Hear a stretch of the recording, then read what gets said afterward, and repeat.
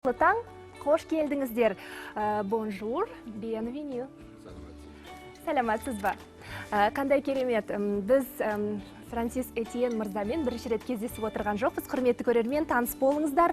Бүгінгі қонақтарымыз Шарль де Голль фондының президенті, экс-министр, делегация басшысы Жак Голдфрен мырза. Және бізге бұрыннан таныс Францияның Қазақстандағы сенімді және өкілетті елшісі Франсис Этьен мырза. Және де Раушан Хатран ханым, аудармашы, француз елшілігінің баспасөз хатшысы да бүгін біздің студиямызда қонақта. Қайырлы таң.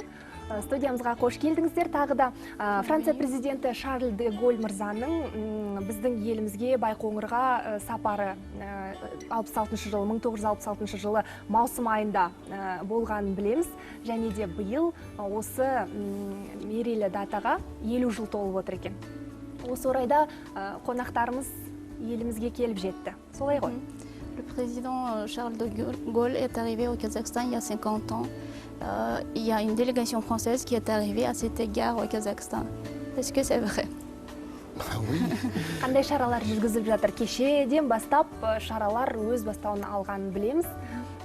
Осы шаралар жөнінде қысқаша баяндап өтсек. Nous avons que beaucoup d'événements ont déjà commencé depuis hier.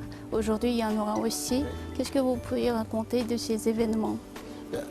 C'était très important pour la commémoration de cette date d'il y a 50 ans que la Fondation Charles de Gaulle vienne sur place, dans votre pays, dans votre capitale, pour rappeler tout le travail en commun qui a été fait entre le Kazakhstan et la France dans le domaine spatial. Il y a eu un accord qui a été signé et c'est cet accord que nous venons célébrer. Бұл 50 жылдық мерейтойды тойлау үшін Шарль де Голльдің Қазақстанға алғаш келген 50 жыл болғаны байланысты осы атаулы датаны тойлауға біз Қазақстанға іссапармен келдік. Арнайы келдік. Осы Шарль де Голльдің Байқоңырға сапары кезінде көптеген жетістіктерге қол жетілді және ғарыш саласы бойынша біз көптеген келісімдерге қол қойдық. Екі ел арасындағы үлкен дипломатиялық жетістіктердің бір қатарына бастау болған осы бір кездесу жөнінде қысқаша бір бейне үзік көрсек, ары қарай жалғастырамыз. Қазақ-француз қарым-қатынасының тарихы тереңде. Оның бір дәлелі ретінде 2014 жылы француз халқының ұлы тұлғасы Шарль де Голльге арналған ескерткіш еліміздің бас қаласында орнатылды.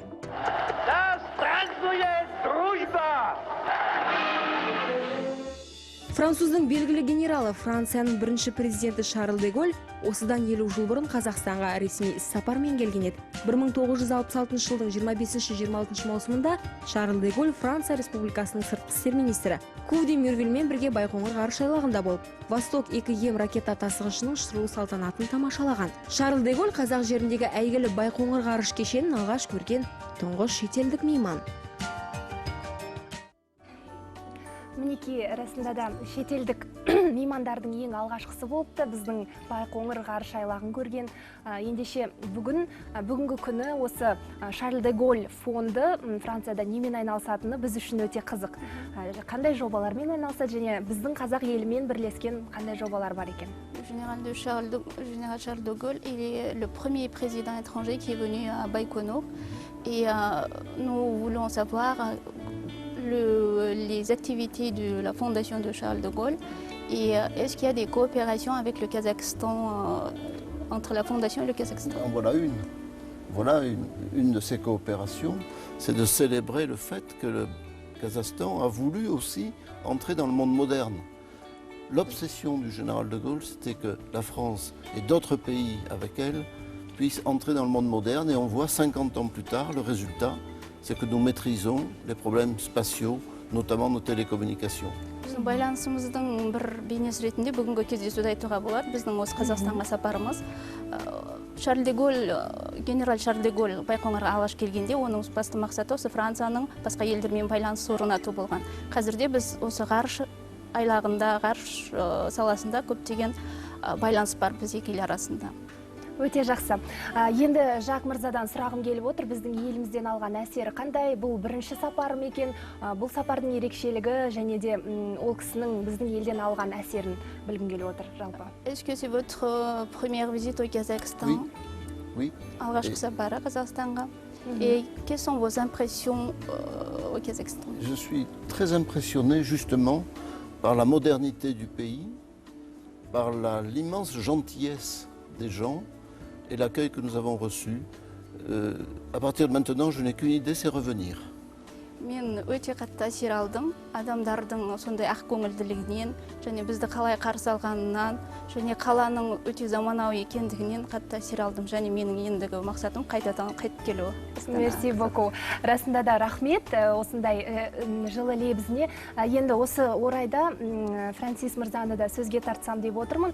Жалпы 3 жылдай болып қалды осы елде қызмет еткеніне бұл кісінің. Қазақ елінің қандай салт дәстүрлерін ерекше ұнатады екен, жалпы қазақ елінен қандай әсерде екен бұл кісінің де пікірін білгім келеді. Je sais que vous êtes au Kazakhstan depuis 3 ans et quelles sont vos impressions depuis votre arrivée au Kazakhstan à Astana et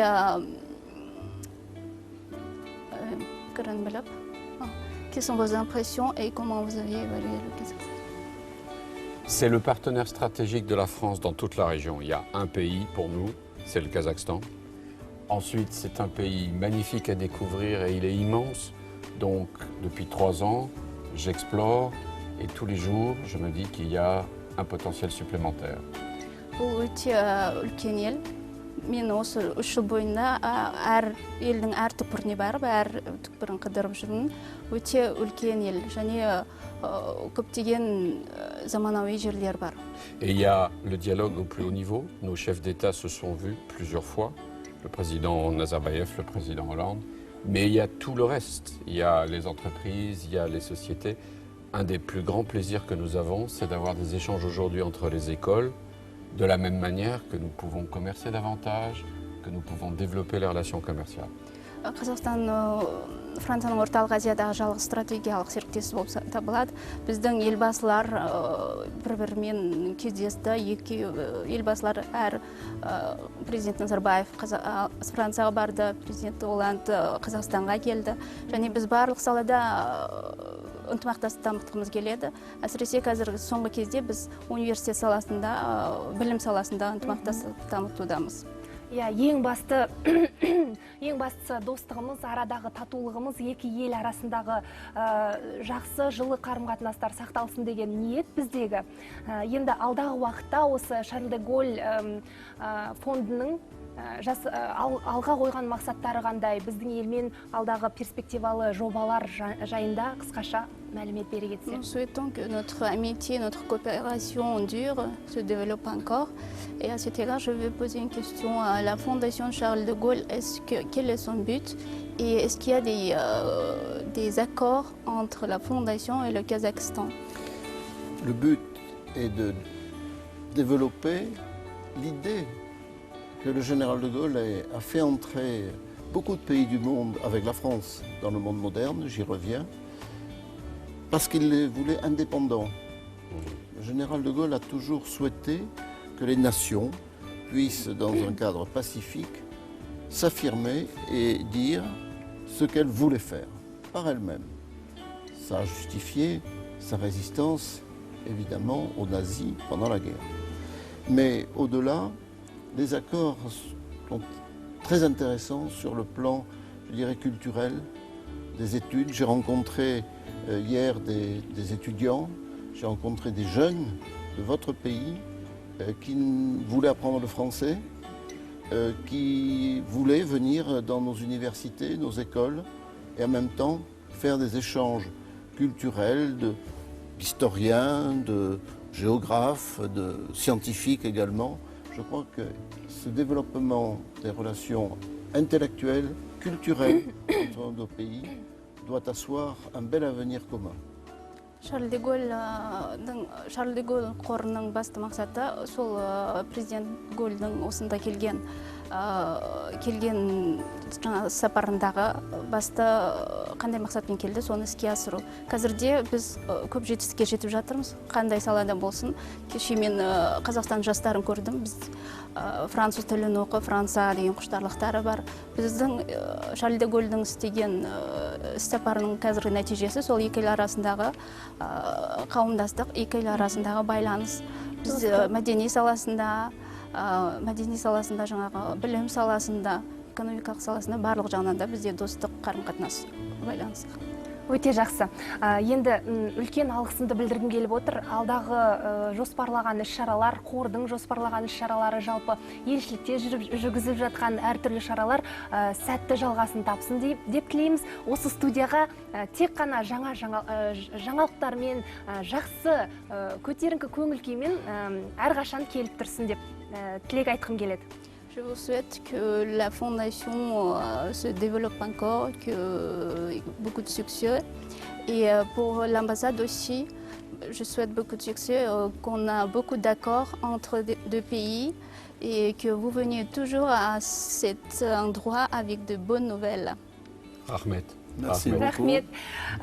Құрметті көрермен, біздің студиямызда қонақта болған Шарль де Голль қорының президенті, экс-министр, делегация басшысы Жак Голдфрен мырза, және де Францияның Қазақстандағы сенімді және өкілетті елшісі Франсис Этьен мырза. Раушан Хатран, француз елшілігінің баспасөз хатшысы болатын.